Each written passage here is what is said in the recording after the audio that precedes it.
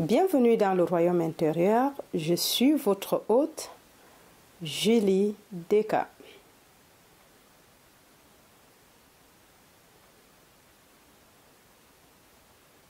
Ta foi et ta fortune par Neville Goddard.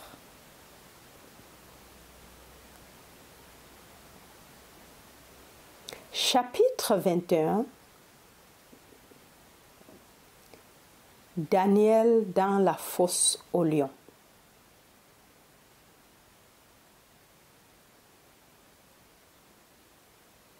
Ton Dieu que tu sers sans cesse, il te délivrera. Daniel 6, 16.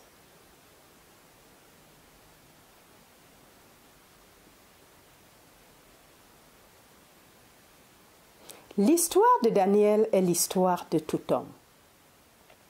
Il est écrit que Daniel, enfermé dans la fosse au lion, tourna le dos aux bêtes affamées. Et ayant eu une vision tournée vers la lumière venant d'en haut, il pria le Dieu unique. Les lions qui avaient été délibérément affamés pour le festin, restèrent impuissants à faire du mal au prophète. La foi de Daniel en Dieu était si grande qu'elle a finalement permis sa liberté et sa nomination à une haute fonction dans le gouvernement de son pays. Daniel 6, 13 à 28.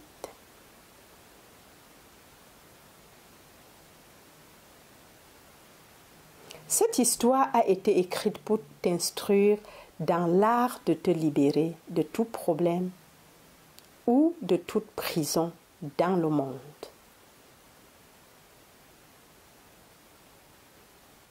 La plupart d'entre nous, en nous retrouvant dans la fosse au lion, ne s'intéresseraient qu'au lion.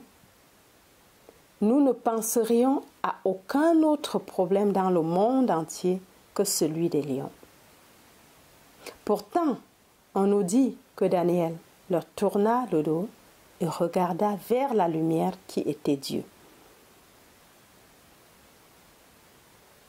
Si nous pouvions suivre l'exemple de Daniel alors qu'il était menacé par un désastre tel que les lions, la pauvreté ou la maladie, si, comme Daniel, nous pouvions retirer notre attention à la lumière qui est Dieu,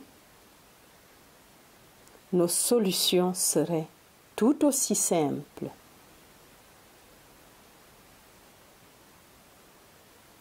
Encore.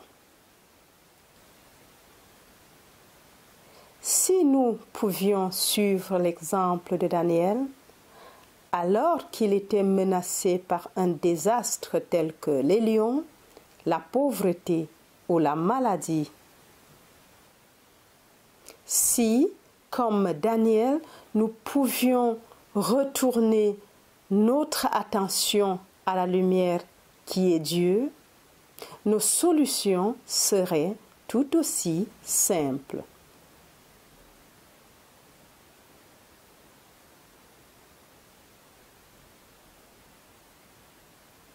Par exemple, si tu étais emprisonné, aucun homme n'aurait besoin de te dire que ce que tu devrais désirer, c'est la liberté. La liberté, ou plutôt le désir d'être libre, serait automatique.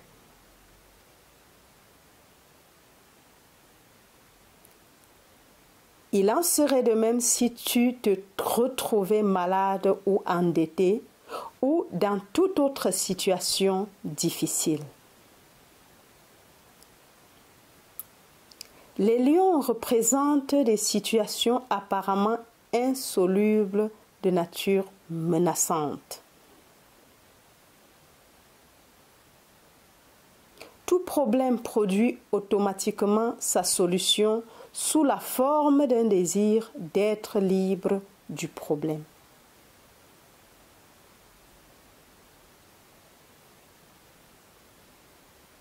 Par conséquent, il suffit de tourner le dos à ton problème et de concentrer ton attention sur la solution souhaitée en ayant déjà le sentiment d'être ce que tu désires.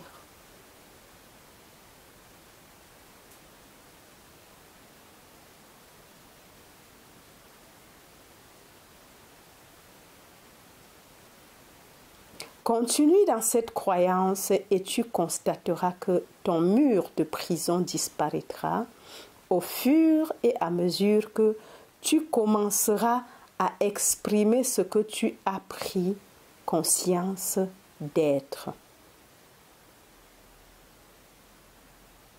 J'ai vu des gens apparemment désespérément endettés appliquer ce principe et en très peu de temps, les dettes qui étaient montagneuses ont été supprimées.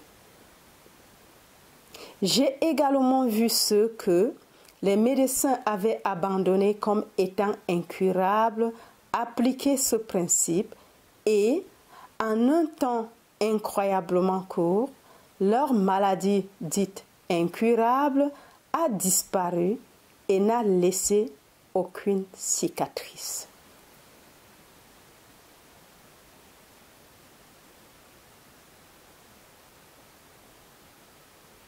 Considère tes désirs comme les paroles de Dieu et chaque mot de prophétie de ce que tu es capable d'être.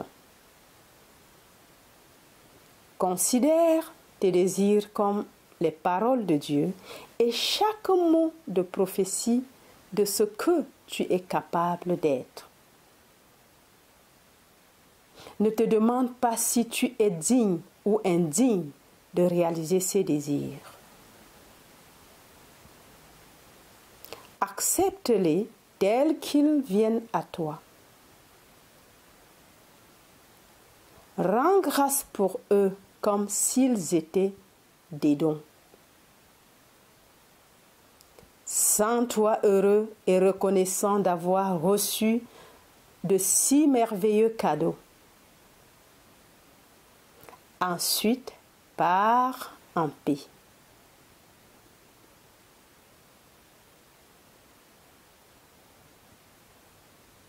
Cette simple acceptation de tes désirs est comme la chute d'une graine fertile dans un sol toujours préparé. Amen. Lorsque tu laisses tomber ton désir en conscience en tant que graine, confiant qu'il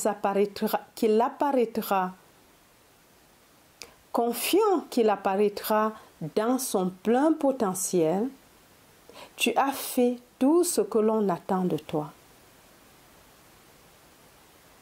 S'inquiéter ou se préoccuper de la manière dont elle se développe, c'est tenir ces graines fertiles dans une main mentale et, par conséquent, les empêcher de mûrir réellement pour une récolte complète. Wow. Encore. Lorsque tu laisses tomber ton désir en conscience en tant que graine, confiant qu'il apparaîtra dans son plein potentiel, tu as fait tout ce que l'on attend de toi.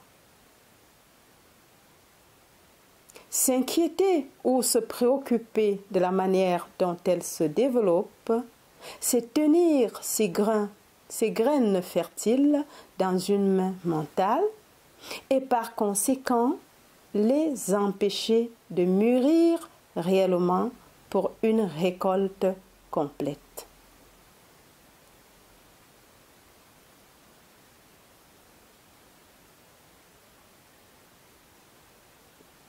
Ne sois pas anxieux ou inquiet quant aux résultats.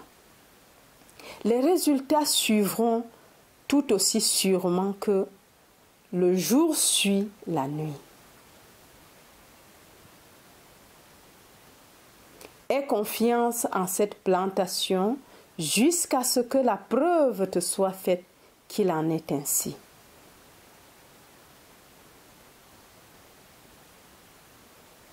Ta confiance dans cette procédure sera très récompensée. Tu n'attends qu'un petit moment dans la conscience de la chose désirée. Puis, soudain, et au moment où tu t'y attends le moins, la chose ressentie devient ton expression. La vie ne respecte pas les personnes. Acte 10, 34. Romains 2, 11. Et ne détruit rien. Elle continue à maintenir en vie ce que l'homme est conscient d'être. Wow. Encore. La vie ne respecte pas les personnes.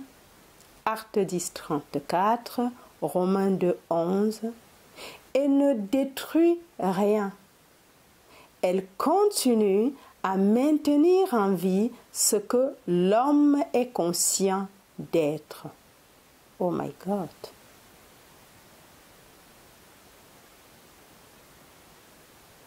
Ça veut dire que si tu es conscient d'être pauvre, tu restes pauvre. Si tu es consciente de ta maladie, tu maintiens la maladie. Et si tu es conscient du succès, tu as du succès. Si tu es conscient de la guérison, tu reçois la guérison. Waouh! On continue. Ce n'était qu'une parenthèse. Les choses ne disparaîtront qu'au fur et à mesure que l'homme changera de conscience.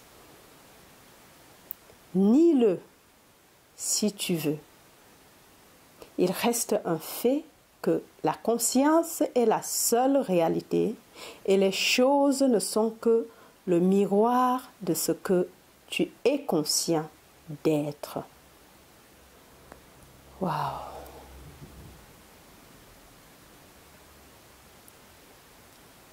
L'état céleste que tu recherches ne se trouvera que dans la conscience, car le royaume des cieux est en toi.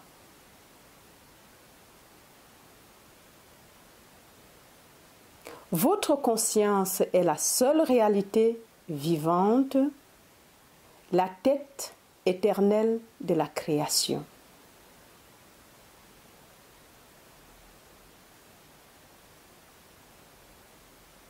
Ce que tu es conscient d'être est le corps temporel que tu portes.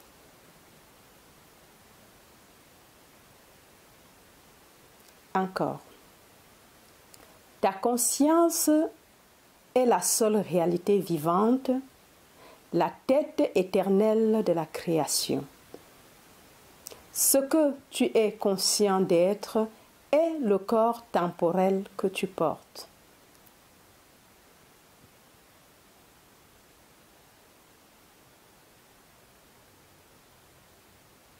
Détourner ton attention de ce que tu es conscient d'être, c'est décapiter ce corps. Mais tout comme un poulet ou un serpent continue de sauter et de palpiter pendant un certain temps après qu'on lui ait enlevé la tête, de même, les qualités et les conditions semblent vivre pendant un certain temps après que ton attention leur ait été enlevée. Okay. L'homme, ne connaissant pas cette loi de la conscience, réfléchit constamment à ses conditions habituelles antérieures et, en y étant attentif, place sur ces corps morts la tête éternelle de la création. Il les réanime et les ressuscite ainsi. Oh my God.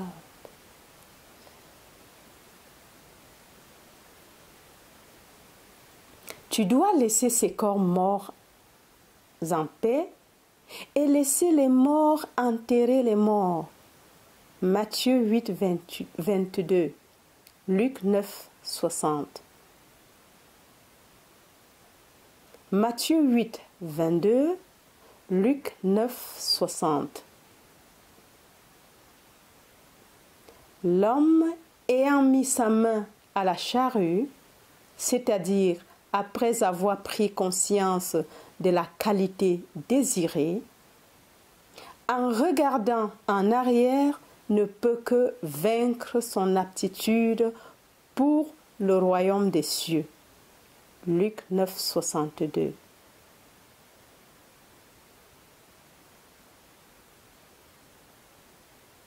Comme la volonté du ciel est toujours faite sur la terre, tu es aujourd'hui dans le ciel que tu as établi en toi-même, car c'est ici, sur cette même terre, que ton ciel se lève.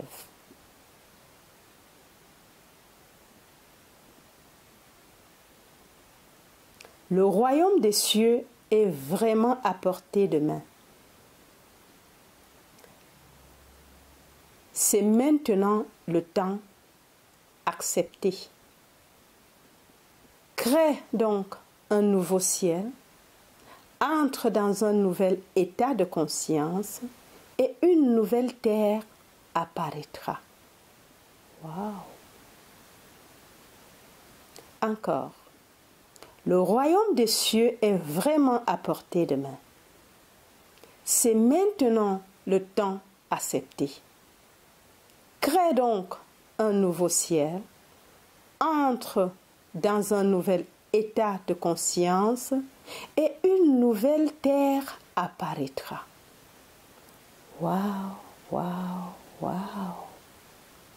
Merci Seigneur. Merci Neville pour la révélation.